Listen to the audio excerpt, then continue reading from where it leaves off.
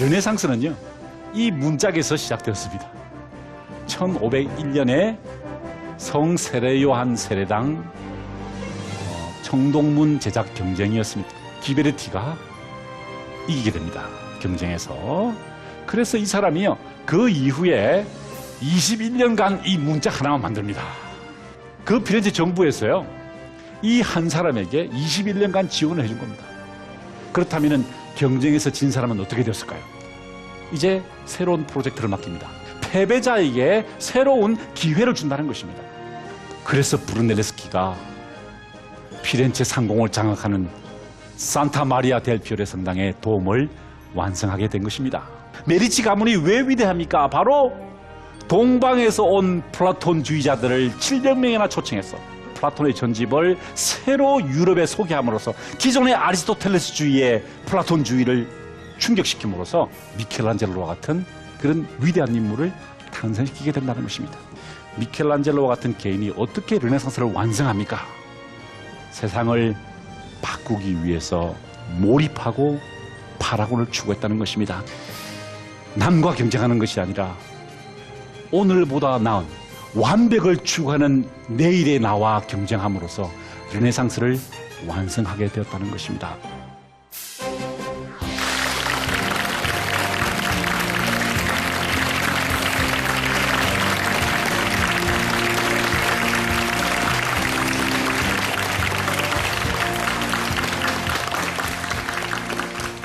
안녕하십니까. 저는 여러분을 아름다움의 시대, 빛의 시대, 그리고 창조의 시대였던 르네상스 시대로 여러분을 모시고 갈 연세대학교의 김상근 교수입니다.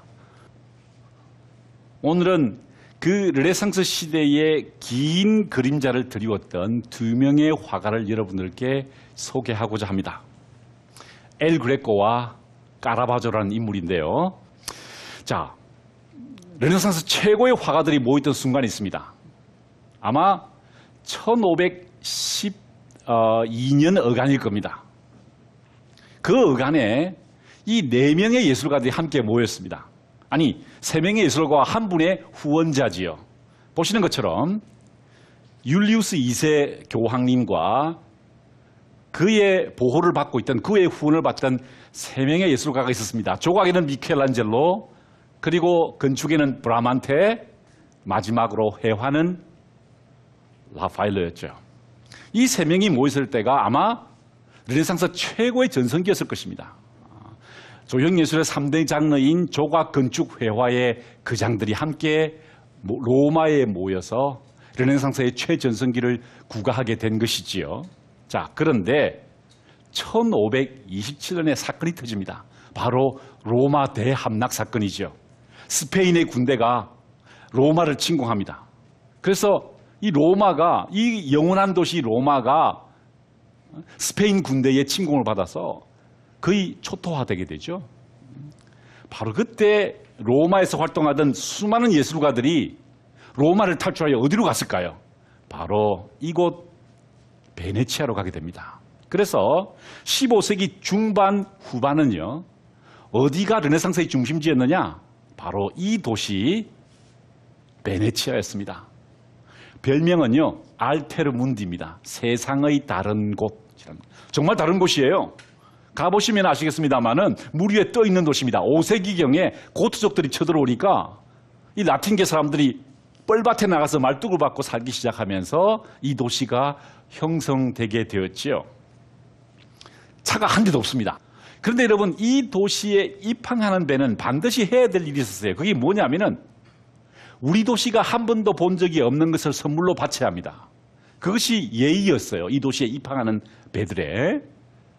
무슨 말입니까? 우리 도시는 다양함을 존중한다, 이런 뜻이었습니다.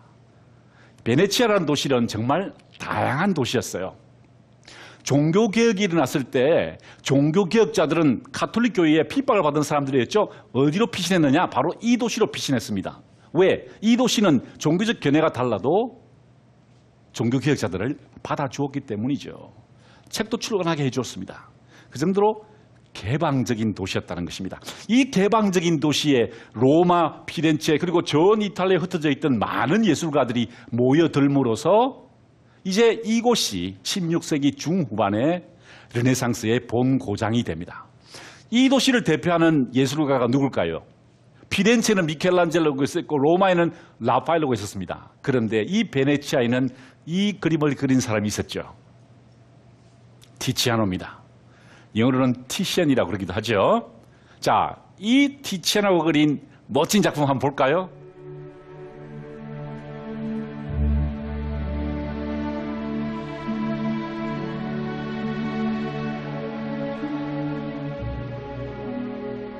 할아버지가 들판에서 해골을 들고 있습니다. 나도 곧 이렇게 되겠지. 죽음을 명상하는 것이죠. 메멘토 모리라고 합니다. 어린아이들이 철없는 시절을 보내고 있고요. 청춘 남녀들이 사랑의 피리를 불면서 사랑을, 젊음을 구가하고 있는 것이지요. 이 작품이요, 한 5년 전에 제가 소속돼 있는 연세대학교 논술고사 지문으로 출제되었습니다. 처음이었다고 그래요. 그림이 시험 문제의 지문으로 출제된 겁니다. 학생들이 당황했겠죠. 그런데 제가 채점위원으로서 채점을 해서 하러 갔는데요. 정말 황당한 답이 나왔어요. 너무너무 충격적인 답이 나왔어요. 왜냐하면은 저희 연세대학교에서 시험을 준비하시는 분들이 이렇게 아름다운 그림을 시험에 출제를 한 건 좋았는데 이 한 1000명 모집하는데 수만 명이 몰리니까 경비를 전략한다는 그런 이유로 이 색채 마술사의 그림을 흑백으로 인쇄를 해버렸어요. 잘 안 보여. 뭔지 나도 잘 안 보여, 이게. 아이들이 그 안 보이는 걸 보면서 인생의 새시기를 푸는 거예요. 그래서 할아버지가 들판에서 해골을 들고 있는 장면을 어떤 학생이 이렇게 썼습니다. 노인이 들판에서 감자를 먹고 있다. 너무 황당한 거예요. 그래서 내가 이렇게 황당한 답이 있을 수가. 그래서 제가 옆에 있는 교수님한테 교수님, 이상한 답이 나왔어요. 이 감자를 먹고 있다고 나왔어요. 그랬더니 아이고 김 교수님, 그건 아무것도 아니에요. 이거 한번 보세요. 이거 어떤 학생이요, 이 지금 젊은 여성이 피리를 부른 거예요. 저 어떻게 썼는지 아세요? 이렇게 썼더라고. 보니까 젊은 여자가 빨대로 남자의 피를 빨아먹고 있다. 그런데 그것은 쌍빨대였다. 이렇게 돼 있어요. 제가 자세히 보니까 그런 것 같아요. 왜냐하면 배꼽에 이게 보세요, 찔린 것 같아. 폭 찌른 것 같아. 제가 충격을 받았어요. 그래서 제가 우리 교수님들께 그런 이야기 했습니다. 아니, 이분은 색채의 마술사다. 그리고 이분의 그림의 아름다움은 그 현란한 색에 있는데 색채주의를 선도했기 때문에 그분의 아름다움은, 그 작품의 아름다움은 저기 저 하늘에 있다는 것입니다. 여러분, 저 창공 색깔 멋지지 않습니까? 저 색을 뭐라 그러는지 아세요? 라피스 라줄리라는 돌을 갈아서 만드는 색입니다. 울트라 마린이라 그래요. 우리나라 말도 번역이 참 잘 됐어요. 청금색이라고 되어 있습니다. 지금 저기 앉아 계신 저 선생님 바지 색깔이에요. 바지 색깔. 대단한 색입니다. 대단한 반지예요. 저거는 보석을 갈아서 만든 색이에요. 그 예사로운 바지가 아니에요. 네, 그 더럽히지 마세요, 그 옷을. 자, 여러분, 이 돌이 이 색이 어떻게 만들어진지 아십니까? 바로 여기 보이는 이 돌을 갈아서 만드는 거예요. 지금 이게 이 상태가 비슷하게 보이는데 원래 오리지널 보면 이건 새파란색이에요. 청금색. 이건 약간 우중충하죠, 그죠? 자, 그런데 어떻게 티치아노가 그렇게 아름다운 현란한 색을 쓸 수 있었을까? 베네치아가 항구 도시고요, 세계의 문자가 모이는 것이고 다양한 문화가 교류되는 곳이었다는 것입니다. 그렇기 때문에 이 돌이 어디서 나왔느냐? 아프가니스탄에서 나왔어요. 여러분, 지금 우리 아프가니스탄 하면은 먼 나라죠, 그죠? 생소한 나라입니다. 그런데 이미 15세기, 16세기에 아프가니스탄 동굴에서 나오는 돌을 갈아서 만드는 색들이 베네치아에 풍부했다는 것입니다. 다양함을 존중하는 사회였고 또 개방적인 곳이었다는 거죠. 세계가 만나는 곳이었다는 것입니다. 거기에서 이제 르네상스가 꽃피기 시작했다. 왜 티체나가 이런 멋진 그림을 그리셨을까요? 바로 이 현란한 아조라이트가 아프가니스탄에서 생산되었는데 그 아프가니스탄적인 이질적인 요소가 베네치아에 풍부했다는 것입니다. 자, 그 티치아노의 제자가 누구냐? 엘 그레코입니다. 엘 그레코. 여러분 아마 처음 들어보는 분들이 많으실 겁니다. 엘 그레코. 예. 1614년에 죽은 사람인데요. 그래서 르네상스의 마지막 인물이기도 합니다. 이 엘 그레코가 어디서 태어났느냐? 크레타 섬에서 태어났습니다. 크레타. 그 다음에 1567년에 베니스로 갔습니다. 베니스로 가서 베네치아죠. 가서 티치아노 아까 그 그림을 그린 사람의 제자가 되었고요. 거기서 다시 어디로 내려오냐면은 1570년에 로마로 내려옵니다. 왜냐하면 이 티치아노가 파르네스라는 귀족에게 추천합니다. 아, 탁월한 제자가 있다. 얘 데려가 써라. 그래서 이 파르네스 가문의 후원을 받기 위해서 갔다가 누구의 영향력을 발견하게 될까요? 미켈란젤로를 발견하게 됩니다. 사실 미켈란젤로와 티치아노는 경쟁 관계였는데 오히려 로마에 와서 미켈란젤로의 예술작품을 보게 되고 충격을 받게 되죠. 그래서 열심히 배웠다가 약간 건방진 행동을 합니다. 그래서 로마를 떠날 수밖에 없었어요. 어디로 떠날까요? 이제 스페인으로 간 겁니다. 스페인으로 가서 1577년부터 14년까지, 1613년까지 마드리드에서 잠깐 있다가 이제 톨레도로 갔어요. 그곳에서 1614년에 죽게 됩니다. 지금도 톨레도에 가시면 도시 이름이 엘 그레코의 도시라고 되어 있죠. 자, 보십시오. 한 사람이 그리스 비잔틴 양식과 이탈리아 르네상스 양식과 스페인 르네상스 양식을 모두 섭렵했다는 것입니다. 무슨 말일까요? 이제 드디어 르네상스의 마지막 단계에서 지중해 3국의 문화적 전통이 합쳐진다는 것입니다. 세계가 만나게 됐다는 것이죠. 르네상스가 세계와 인간을 발견했는데 왜 엘 그레코가 중요하냐? 그 마지막 세계의 융합이 이곳에서 일어났다. 바로 저 사람에게서 일어났다는 것입니다. 자, 초기에 그린 그림을 한번 보십시다. 그리스도의 세례라는 작품인데요. 작은 그림입니다. 크레타 박물관에 수상되어 있죠. 어떤 양식입니까? 우리는 이 양식을 비잔틴 양식이라고 합니다. 그렇죠? 자, 원근법이 나타나 있지 않습니다. 중요한 부분만 강조되는 그런 비잔틴 양식입니다. 보시죠. 없어요. 그죠? 비잔틴 양식은 입체감이 없습니다. 그냥 2차원이에요. 그냥 배열만 합니다. 그게 후진적인 것이냐? 그건 아닙니다. 그건 전혀 다르죠. 왜냐하면 3차원의 원근법이 적용된 것은 인간의 시선이 강조된 것이고 비잔틴은 뭐가 강조될까요? 신의 관점이 더 강조되는 것입니다. 그렇기 때문에 신의 관점을 중시하기 때문에 인간의 관점은 중요하지 않은 거죠. 중요한 것만 들어오는 것입니다. 그래서 많이 훼손이 되었지만 이게 바로 엘 그레코의 초기 작품 비잔틴 양식이었다는 것입니다. 여기서 출발했습니다. 그러다가 아까 말씀드린 대로 1567년에 티치아노가 있는 바로 그 베네치아에 가서 처음으로 르네상스 양식에 대해서 노출되게 됩니다. 바로 이분이 티치아노입니다. 당대 최고의 화가였습니다. 그렇죠? 미켈란젤로와 더불어서 한 세계를 풍미했던 사람인데요. 특별히 이분은 초상화를 잘 그렸습니다. 로마 황제들, 교황님들, 군주들의 모습을 쫙 그려주면 엄청난 대가를 받았고요. 그것도 줄을 서야 됩니다. 줄 서서 예를 들어 신성 로마 제국의 황제인 까를 5세가 이 사람 앞에서 이제 자기 초상화를 그리다가 화가가 붓을 떨어뜨렸어요. 그럴 때 황제가 직접 가서 붓을 주워줬다는 유명한 이야기가 있죠. 그만큼 존경을 받았던 사람이죠. 이 티치아노는요, 베네치아를 대표하는 화가였죠. 이분은 색채가 중요하다고 보았습니다. 자, 이 엘 그레코가 이분 밑에 들어갔습니다. 무슨 말이죠?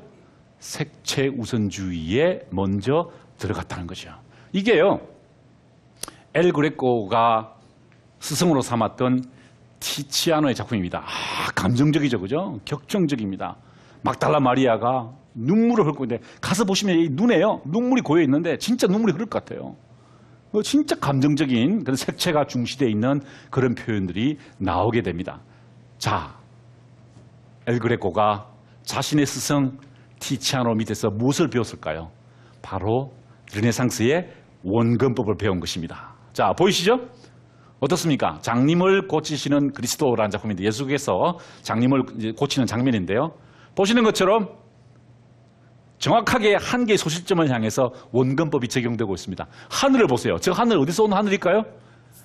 베네치아의 하늘입니다. 베네치아에 가시면 바닷가이기 때문에 저런 뭉게구름이 확 펴 있는데 이런 보시는 것처럼 이렇게 한 소실점을 향해서 베네치아의 하늘 아래서 르네상스적인 그림이 습득이 되었다는 것이죠. 자, 그러다가 너무 탁월하니까 로마로 보냅니다.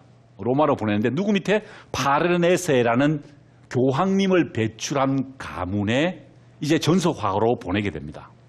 추천서를 받고 가게 되죠. 재미있는 것은요, 바로 이 파르네세 가문의 저택을 설계한 사람이 미켈란젤로였다는 것입니다. 로마에 가시면요, 시내 한복판에 이 집이 지금도 그대로 있어요. 자, 여러분 어떻습니까? 역시 미켈란젤로죠. 자, 규칙적인 창문이 정확한 거리를 두고 일렬로 배열되어 있는 미켈란젤로 작품이 중후하게 그 모습을 드러내고 있습니다. 바로 이 건물 안에서 엘 그레코가 누구를 배우게 될까요? 바로 미켈란젤로를 배우게 된다는 것입니다. 자, 보십시오. 비잔틴 사람이 베네치아에 가서 티치아노에게 배웠다가 색채를 배웠다가 이제 로마로 와서 누구에게 배운다고요? 미켈란젤로에게 배운다는 것이죠. 자, 이분이 바로 파르네세 주기경입니다. 여기 계신 이분이요. 자기 할아버지가 누구냐면은 바오로 3세입니다. 바오로 3세. 바오로 3세와 그의 가족들인데요. 이 알렉산드로 파르네세가 엘 그레코의 후원자였죠. 자, 그때 그려진 그림입니다. 보시는 것처럼 로마에서 흔히 볼 수 있는 건물들이죠. 저 바티칸에 있는 큰 건물들이 배경으로 자리 잡고 있고요. 역시 원근법이 정확하게 구사되어 있는 것을 볼 수 있습니다. 재미있는 것은요, 엘 그레코가 아주 독특한 그림을 그렸어요. 여기 보시면은 이쪽 구석을 보세요. 이쪽 구석에 자기가 이 그림을 그렸어요. 그런데 이 그림이 이 네 사람들보다 조금 더 뛰어나지 않을까라고 하면서 그랬어요. 이게 누굴까요? 이 사람들 한번 볼까요? 자, 이 사람이 누굴 것 같습니까? 이 사람이 바로 티치아노입니다. 내 스승인 티치아노보다 내가 조금 낫지 않을까? 이 사람 누굴까요? 미켈란젤로입니다. 그죠? 미켈란젤로. 이 사람은 줄리오라는 사람입니다. 이 세밀화 그리는 사람이었고요. 이 사람이 누굴까요? 라파엘로로 추정됩니다. 뭡니까? 자기가 르네상스 3대 거장을 다 제꼈다 이거예요. 내가 더 뛰어나다 이거예요. 약간 건방지죠? 예, 시건방이에요, 시건방. 그죠? 예. 그런데 그 정도까지 자제하면 되는데 이 사람이 진짜 자신감이 넘쳤어요. 정말 자신감이 넘쳐가지고 쓸데없는 소리를 합니다. 어떤 소리를 했느냐? 이거 먼저 이거부터 봐야 될까요? 이게 이 엘 그레코가 그린 그림인데 이게 구도가 어디서 많이 본 것 같아요. 어디서 봤죠? 바로 이 구도입니다. 미켈란젤로의 구도를 따라서 그려본 거예요. 뭡니까? 미켈란젤로를 자기가 다 배웠다는 거죠. 그래 이 사람이 쓸데없는 일을 해요. 누구 앞에서? 어디에서? 바로 이곳입니다. 이곳이 어디죠? 바티칸에 있는 꽁클레베가 열리는 교황님을 새로 뽑는 시스티나 예배당입니다. 그쪽 벽에 뭐가 있죠? 최후의 심판이 그려져 있습니다. 그때 엘 그레코가 뭐라 그러냐면 이렇게 이야기하죠. 벌거벗은 사람들이 저렇게 많이 나오는 저런 그림은 목욕탕이나 어울릴 거다. 다 지워라. 긁어내라, 긁어내. 그럼 내가 미켈란젤로보다 더 뛰어난 작품을 그려줄게. 그 말은 너무나 도발적으로 들렸어요. 그죠? 로마 사람들에게, 이탈리아 사람들에게 그건 있을 수 없는 일입니다. 어떻게 감히 미켈란젤로의 권위에 도전합니까? 그죠? 그것도 이탈리아 사람도 아닌 게 어디서 왔어요? 그리스에서 온 사람이에요. 그래서 그때 갑자기 그 말하고 난 다음에 로마에서 기록이 싹 사라집니다. 자기는 스스로 떠났다 그러는데 아마 쫓겨났을 거예요. 네? 어디로? 그때 새로운 기회가 주어졌습니다. 어디에서요? 바로 스페인입니다. 스페인 마드리드가 새로 이주했어요. 원래 스페인의 수도는 톨레도였습니다. 그런데 톨레도 너무 좁아요. 그래서 마드리드를 옮겼어요. 옮기고 그 마드리드에서 조금 더 가면 엘 에스코리아라는 곳이 있는데 여기에 왕궁을 짓는데 왕궁에 어떤 양식을 도입하기로 했냐면은 르네상스 역사를 도입하겠다고 발표했어요. 펠리페 2세 국왕이. 그랬더니 이탈리아에 있는 많은 예술가들이 이제 이 스페인으로 넘어. 그때 여러분 잘 아시는 대로 스페인이 라틴 아메리카를 개척해서 엄청난 부를 축적하고 있었죠. 그죠? 금과 은이 엄청나게 들어요. 돈이 많았어요. 그러니까 자기의 그 화가의 그 직업을 찾기 위해서 스페인으로 온 겁니다. 스페인으로 와서 포트폴리오로 이 그림을 바칩니다. 이 그림의 제목은요, 그리스도의 이름을 찬양함이라는 그런 작품인데요. 여기 앉아 계시는 이분이 아마 펠리페 2세일 겁니다. 펠리페 2세. 자, 나를 고용하시면 이 정도의 그림을 그려드리겠습니다 라고 했던 겁니다. 근데 펠리페 2세가요, 재밌는 게 진짜 르네상스 스타일을 좋아했어요. 그 말은 무슨 말이죠? 이탈리아 화가를 좋아했다는 겁니다. 스페인은, 아니, 그죠? 그리스 사람은 정통 이탈리아 화가 아니라는 거예요. 그래서 이 그림을 받아들이지 않습니다. 퇴짜를 놓은 거죠. 그랬더니 한 번 더 도전합니다. 두 번째 그림은요, 성 마리우스의 순교입니다. 아, 대작입니다, 대작. 큰 작품인데요. 이걸 이제 큰 장을 바쳐서 이렇게 딱 선물했습니다. 나를 고용하시면 이 정도의 그림을 그려드리겠습니다. 그랬더니, 역시 퇴짜를 놓습니다. 왜냐하면요, 르네상스 화가들은 주로 어떻게 그리죠? 한 장면에 사람 1명, 2명만 들어갑니다. 보통 뭐 많이 들어가야 3명이에요. 그죠? 그래야 집중이 되기 때문에. 그런데 보시는 것처럼 수백 명이 보입니다. 그죠? 수백 명이 보이고 정통 이탈리아 스타일의 르네상스가 아니고 사람들이 약간 색채가 좀 이상해요. 그래서 이걸 거부를 한 겁니다. 그래서 이 엘 그레코가 마드리드를 떠나서 톨레도로 가게 되는 것입니다. 하지만 펠리페 2세가 사실 작품을 잘못 알아봤죠. 사실은 뭐 최고의 명작입니다. 그래서 지금 그 박물관, 엘 에스코리알 박물관 가시면 문 열고 표 끊고 딱 들어가시면 첫 번째 방에 이 그림이 전시되어 있습니다. 이 그림이 제일 입구에 가장 대표작이란 말이죠. 자, 드디어 이분이 이제 마지막 도시였던 톨레도로 갑니다. 이게 아마 대표적인 스페인의 초상화일 거예요. 누가 그랬죠? 엘 그레코가 그랬습니다. 이제 그는 비록 그가 그리스 사람이었지만, 그리고 이탈리아에서 공부한 사람이지만, 이제 스페인으로 와서 새로운 나라의 문화 전통, 사람들에 대한 이해를 받아들여서 보십시오.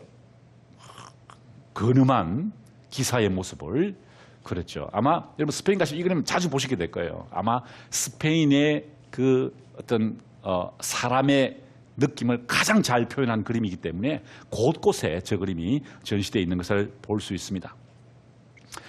마침 그 자기가 다니던 성당에 어떤 그 기증을 많이 하신 분의 초상화 장면, 그러니까 장례식 장면을 그려달라는 부탁이 있어서 이분이 그렸던 겁니다. 굉장히 독특한 그림인데요. 이분이 이제 오르가스 백작이라는 분입니다. 이분이 이제 돌아가시는데, 이분이 돌아가셨을 때 그 톨레도에 있는 많은 지식인들과 그 사회 리더들이 모여서 그의 죽음을 애도하고 있고요. 보시는 것처럼 그의 영혼이 하늘을 향해서 올라가고요. 저 위에서 삼위일체 하나님께서 그의 영혼을 받아주고 있는 그 장면입니다. 중간에 있는 것은 성모 마리아와 성세 요한이 그를 위해서 탄원의 기도를 올리는 장면이죠. 단순하게 이것은요, 이 그림은 단순하게 뭐 종교적 그림이 아닙니다. 왜냐하면은 그 당시 스페인에서 굉장히 강화되던 신비주의적 사상을 반영한 것입니다. 세상은 세 개의 단계로 나눈다는 것입니다. 지상의 세계와 천상의 세계와 중간의 세계로 연결된다는 것이죠. 그것이 매개로 연결된다는 것을 표현한 것입니다. 무슨 말입니까? 스페인의 영성을, 스페인의 종교성을 받아들였다는 것을 이야기를 하죠. 자, 그런데 마지막 단계에서 어떻게 되느냐 하는 거예요. 마지막 단계에서. 이제 그의 생애의 마지막 단계에서 아주 독특한 그림이 나옵니다. 이 그림은 지금 우리가 알고 있는 초현실주의 그림이나 현대미술이라고 표현해도 과히 틀리지 않을 정도로 굉장히 파격적인 그림이 나옵니다. 자, 보십시오. 원근법 완전히 무시됩니다. 그죠? 완전히 무시됩니다. 그리고 스페인적인 것도 다시 없어지게 되고요. 어디로 돌아가는 것일까요? 다시 비잔틴 양식으로 회귀한다는 것입니다. 생애 마지막에 그렇게 되는 건가요? 저도 잘 모르겠어요. 아직 저는 생애 마지막 순간에 오지 않았기 때문에 잘 모르겠습니다. 그런데 많은 사람들이, 아니 연어 같은 것도 결국 고향으로 돌아간다 그러죠. 아마 이 사람도 그런지 모르겠어요. 이 사람이 그리스를 떠나서 베네치아와 로마를 거쳐서 마드리드와 톨레도까지 왔지만 결국 마지막 단계에서는 그의 고향으로 돌아가는 것이 아닌가. 자, 다시 한번 더 우리 한번 돌아볼까요? 비잔틴 양식에서 베네치아 양식으로, 그리고 다시 로마 양식으로 갔다가 스페인 양식으로, 그 다음에 다시 비잔틴 양식으로 돌아왔다는 것입니다. 어떻습니까? 르네상스가 어떤 시대라고요? 세계를 재발견했다. 그가 가졌던 세계가 지중해로 제한되었지만 한 나라에 머무르지 않고요. 한 지역이나 한 미술 사조에 머무르지 않고 최소한 세 개 나라의 문화적 전통을 습합시킴으로써 융합시킴으로써 그는 르네상스를 종결하고 새로운 바로크를 여는 바로크 시대를 여는 선구자가 되었다는 것입니다. 자, 이제 두 번째 인물 볼까요? 제가 지금까지 계속 르네상스는 세계와 인간의 재발견에 있다 그렇게 말씀드렸으니까 엘 그레코가 세계를 발견했으니까 까라바조는 뭘 발견했을까요? 인간을 발견했겠죠. 그가 이 까라바조라는 사람이 이 밀라노에서 태어났는데요. 누구에게서 그림을 배웠느냐? 기록이 없습니다. 어떤 사람은 전혀 그림을 배운 적이 없다라고 해석하는 사람도 있습니다. 왜? 기록이 없기 때문에. 만약에 그림을 배웠다 그러면 아마 이 사람에게서 배웠을 것입니다. 시몬의 페트르자노입니다. 확실하진 않습니다. 왜? 기록이 없기 때문에. 그런데 그 시대에 가장 유명한 화가는 이 사람이었습니다. 여러분 어떻습니까? 이 그림 잘 그렸다고 생각하십니까? 이게요, 매너리즘 그림입니다. 매너리즘. 예, 매너리즘에 빠진 그림이다. 뭐 이런 이야기 하는데 이게 르네상스 후기에 나타났던 좀 조악한 현상이었어요. 자, 이게 그 시대의 화가들이 그리는 그림이었다는 거예요. 까라바조가 배웠느냐 하면 그건 잘 모르겠어요. 기록이 없기 때문에. 그런데 그 시대는 이런 그림을 그리는 사람들의 시대였다는 것입니다. 그러다가 1592년도에 이 도시에 갑자기 한 청년이 도착합니다. 밀라노에서 누굴까요? 바로 까라바조였습니다. 이건 까라바조 그린 게 아니에요. 자, 이런 그림을 그립니다. 어떻습니까, 여러분? 조금 다르죠? 우리 아까 보았던 그림하고 어떻습니까? 전혀 차원이 다른 그림이 나오죠. 작품의 제목은 병든 바쿠스입니다. 그럼 바쿠스가 누구죠? 드링크의 신인가요? 뭐죠? 포도주의 신이죠. 바쿠스. 그런데 여러분, 풍요의 신이고 축제의 신입니다. 포도주의 신이에요. 그런데 보십시오. 어떤지 표정이 좀 이상하죠. 병이 들었어요. 까라바조가 길거리에서 구걸하는 사람이었습니다. 밀라노에서 이사를 왔는데 혼자 왔어요. 그런데 길거리에서 그림 그려주면서 연명하는 길거리 화가, 요즘도 가면 로마에 가면 많아요. 근데 요즘 다 중국 사람들이에요. 근데 그 그림을 그리는 사람이었는데 병이 들어가지고 행여병자들이 가는 병원에 입원했습니다. 그랬더니 치료를 해줬을 거 아닙니까? 그죠? 로마에는 그런 시설이 많이 있어요. 교황청이 있는 곳이기 때문에. 그랬더니 그 병원장에게 선물로 준 그림으로 추정됩니다. 자, 바쿠스인데 병이 들어있어요. 그죠? 자기 모습이죠. 까라바조의 얼굴일 겁니다. 저게. 이 병이 들어가서 입술이 파래요. 그죠? 병이 들어서. 손톱을 보면요. 손톱에 때가 껴있어요. 아마 바쿠스 씨를 저렇게 그런 사람은 처음일 거예요. 손톱에 때가 껴있고요. 표정 보세요. 그런데 머리에는 뭘 쓰고 있죠? 멸류관, 월계수를 쓰고 있죠. 그죠? 무슨 말입니까? 나 비록 무명의 화가이지만, 지금은 병들어 있지만 언젠가는 내가 로마의 화단을 장악하고 내가 그 월계수를 쓸 것이다. 야심을 보여주는 것이죠. 그러다가 이런 그림을 그립니다. 여러분 어떠세요? 카드놀이 사기꾼입니다. 두 명이 지금 포커를 치고 있는데요. 포커 치고 있는데 얘가 어리숙해요. 이런 사람들 뭐라 그러죠? 타짜라 그럽니다. 타짜. 타짜하고 어리숙한 사람이 이제 포커를 치고 있는데 보세요. 이 뒤에 사람이 이제 이 카드를 뭘 가진지 가르쳐 주는 거예요. 이 뒤에서 보십시오. 가짜 카드를 꺼내가지고 사기를 치는 장면이에요. 까라바조가 그린 그림입니다. 여러분 그 시대가 어떤 시대였죠? 종교개혁이 끝나고 진행되고 있었죠. 그래서 가톨릭 교회는 반종교개혁 시대에 극심한 종교성에 노출되어 있던 시대였어요. 그런데 까라바조가 저 밀라노에서 내려왔는데 이런 그림을 그린다는 거예요. 사람들에게 큰 충격을 줬죠. 이야, 이게 도대체 어떤 사람인가? 자, 이런 그림을 그렸습니다. 집시 여인의 수작이에요. 집시 여인들이 뭘 하죠? 이 손금 봐주는 거예요. 손금 봐주는 척 하면서 어떡하죠? 여기 있는 반지를요. 반지를 싹 빼는 거예요. 이렇게. 반지를 빼는 거예요. 여러분, 1594년 5년에 이런 그림을 그렸다는 겁니다. 서양 미술사에 처음 있는 현상이었어요. 그죠?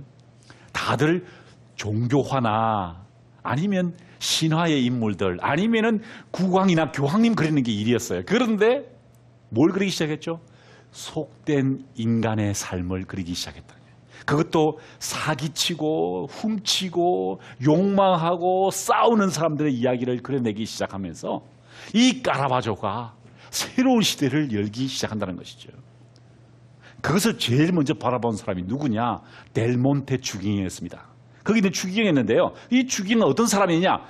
메디치 가문의 후원을 받던 추기경이었습니다. 이 사람이 하는 일은 뭐냐면은 로마에서 위대한 작품이 나오면 그걸 사서 메디치 가문에게 전달해주는 그런 뭐라 그러죠? 화랑 역할을 하는 사람이랄까요? 그런 사람이었어요. 이 사람이 딱 보더니 이 보통 사람이 아니에요.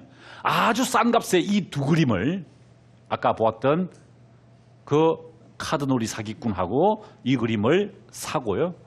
카라바조를 자기 궁전에 데리고 와서 이제 전속 화가로 만들게 됩니다. 그때 그것을 그린 그림입니다. 이게 지금 류트를 치는 연주하는 소년인데요. 이게 어디냐면은 저 에르미타주라고요. 러시아에 있는 샌피터스버그에 있는데 가서 보시면은 제 눈에서요. 눈에 눈물이 확 고여 있어요. 눈물이 확 고여 있는데 정말 어떻게 이렇게 심지어요. 여기 화병이 있어요. 화병. 그죠? 화병이라고 그러죠. 유리로 된 화병인데요. 가서 보시면은 이게 화병에 온도차 때문에 뭐가 생기죠? 물방울이 맺히겠죠. 그 물방울이 딱 맺히는 자세히 보면은요. 돋보기로 자세히 보시면은 그 물방울에 뭐가 반사되는지 아세요? 이 사람이 반사되어 있어요. 더 놀라운 게 뭔지 아십니까? 카라바조는 밑그림을 그리지 않았다는 것입니다. 그걸 알라프리마 양식이라 그래요. 카라바조는 밑그림을 그리지 않고 붓을 들어서 쫙쫙쫙쫙 그려 나가는데 이런 그림을 그린다는 거예요. 천재가 나온 거죠. 여러분 이게 어떤 의미일까요? 인간의 느낌, 인간의 감정에 충실하겠다는 거예요. 그리고 철저한 사실주의에 들어가겠다는 것입니다. 그래서 이런 그림을 그리게 됐죠. 자, 다시 한번 그림을 볼까요? 여기 보시면요, 빛이 어둠 속에서 쫙 들어오죠. 지금도 지금 여러분 제 얼굴이 어때요? 어두워집니까 여기가? 안 어두워요? 르네상스 시대의 화가들이 제일 고민했던 게 뭔지 아십니까? 인간의 마음을 어떻게 표현하느냐였어요. 인간의 몸은 다 표현했습니다. 왜? 원근법, 해부학 다 도용해가지고요. 레오나르도 다빈치가 해부해보고 미켈란젤도 해부해보고요. 다 알아냈어요. 그런데 그 인간의 몸은 표현하는데 인간의 감정은 표현하지 못하는 거예요. 그 감정을 표현하기 위해서 카라바조라는 인물이 테네브리즘이라는 걸, 어둠의 기법이라는 걸 쓴 게 됩니다. 자, 보십시오.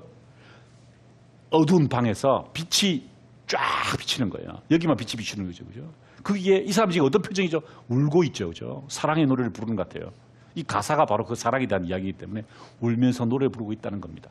빛을 통해서 서로의 감정을 이해할 수 있도록 만들었던 것이 바로 이 카라바조가 추구했던 것입니다. 자, 그 다음에 그랬던 그림들을 보면은요, 이제 드디어 로마에서 유명해지기 시작하면서 독특한 그림을 그리기 시작합니다. 이분이 누구냐면 알렉산드리아의 성 카타리나인데요. 순교자예요. 어떻게 순교를 당하냐면은 수레바퀴에 눌려서 죽음을 당합니다. 그런데 그때 기적적으로 수레바퀴가 부셔져 가지고 살았다는 그런 전설이 있어요. 그래서 항상 성 카타리나가 나올 때는 보시는 것처럼 이 수레바퀴가 나옵니다. 이게 이 뾰족한 침이 달려 있죠. 성녀를 그리는데 누구를 모델로 그렸는지 아는 거예요. 이분이 누구냐? 바로 당대 로마에서 굉장히 유명했던 매춘부였다는 것입니다. 그런 길거리에 화가였기 때문에 그런 매춘부들과 어울려 살았는데요. 매춘부의 모습을 성녀의 모습으로 그려내기 시작했다는 거예요. 많은 사람들이 비난했습니다. 그런데 그런 아랑곳하지 않았어요. 항상 이렇게 이야기했습니다.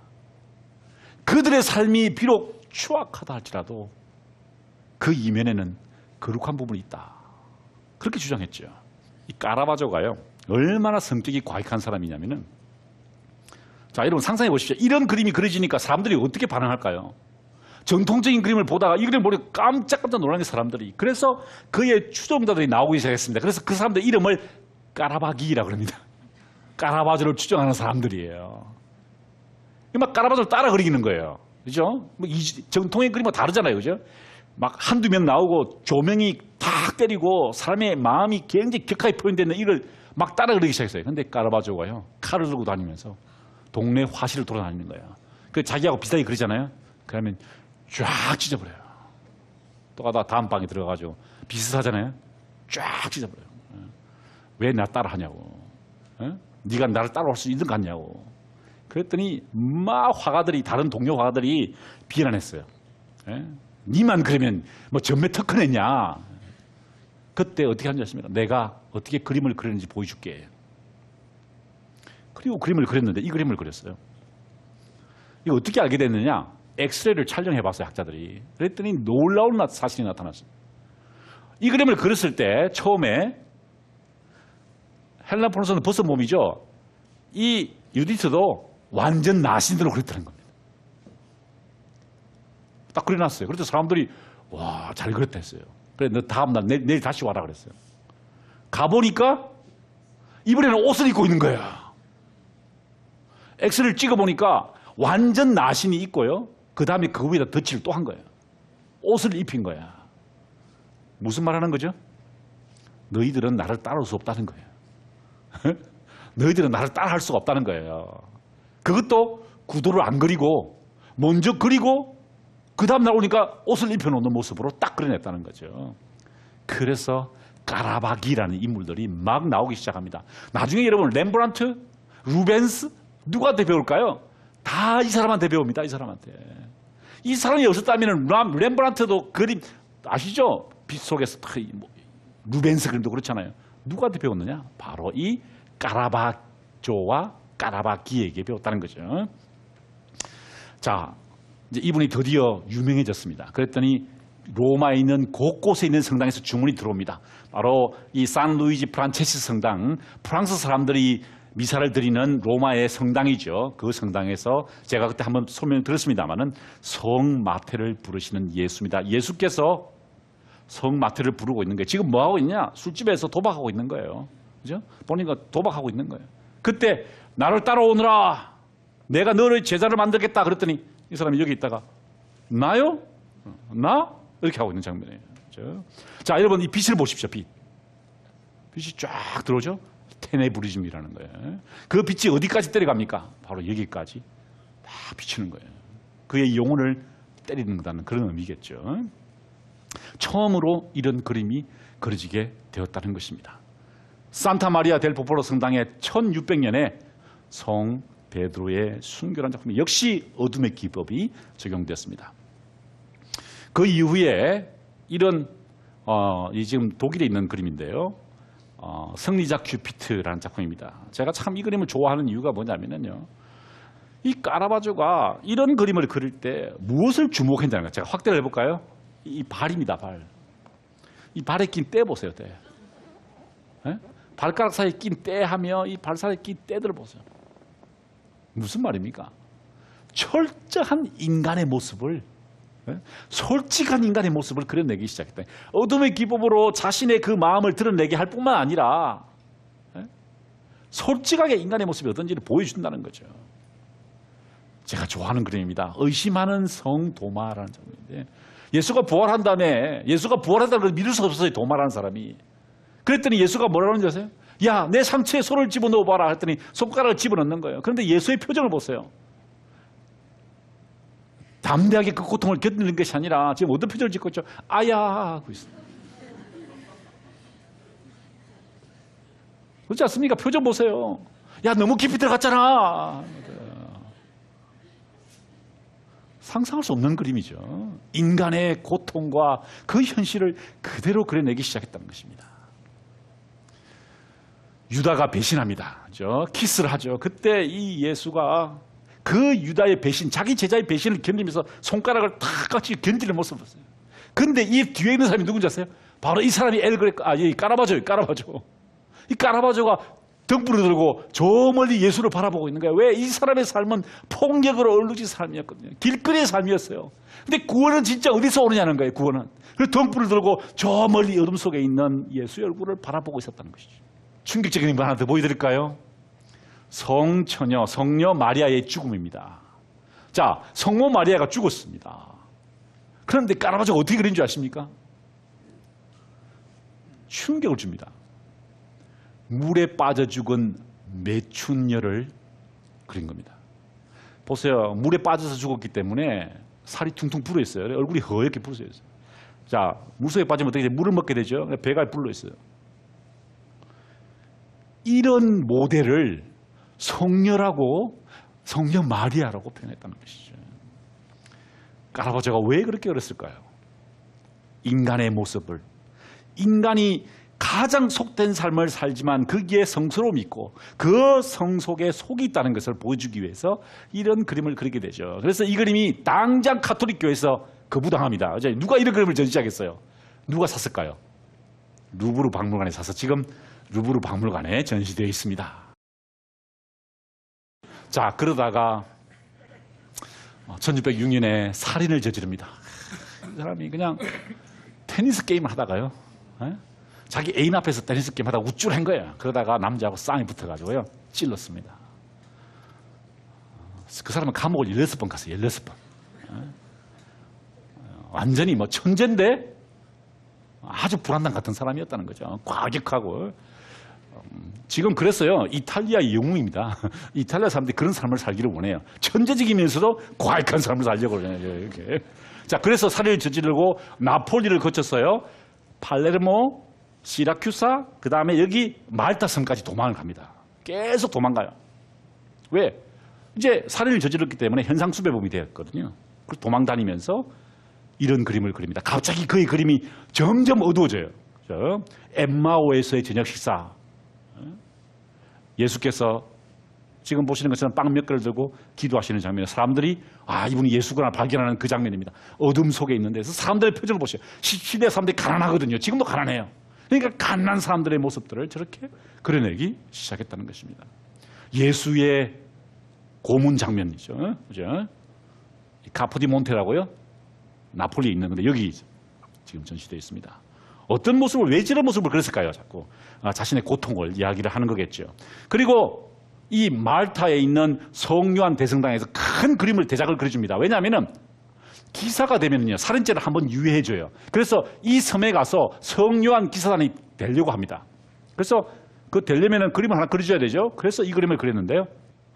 대작입니다. 성 세례요한의 순교입니다. 지금 세례요한이 죽는데요. 지금 칼제비가 칼을 꺼내가지고 목을 따는 직전입니다. 목을 담을 그릇을 준비하고 있는 상태죠. 탁 따는 장면이에요. 충격적인 그림입니다. 그런데 여기 보세요. 여기 보시면 뭐가 이게 묻어있죠. 이게 피가 아니고요. 피가 흘렀죠. 그 피를 가지고 뭐라고 썼을까요? 미켈란젤로라고 썼습니다. 미켈란젤로 쓴 게 그 미켈란젤로라고 자기 본명이 미켈란젤로예요. 미켈란젤로 메르시다 까라바조예요. 자기 이름을 썼다는 거예요. 뭘까요?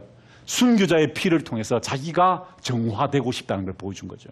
그렇죠? 그리고 1610년에 다시 로마로 돌아갑니다.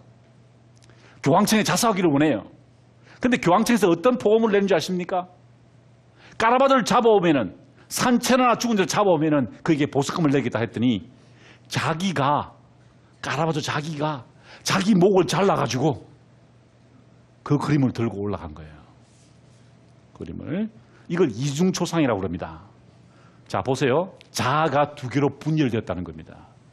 그죠? 어릴 때 자기 모습과 지금 범죄를 저지르고 도망다니는 자기 모습을 바라보면서 슬픈 표정을 짓고 있습니다. 자, 여러분.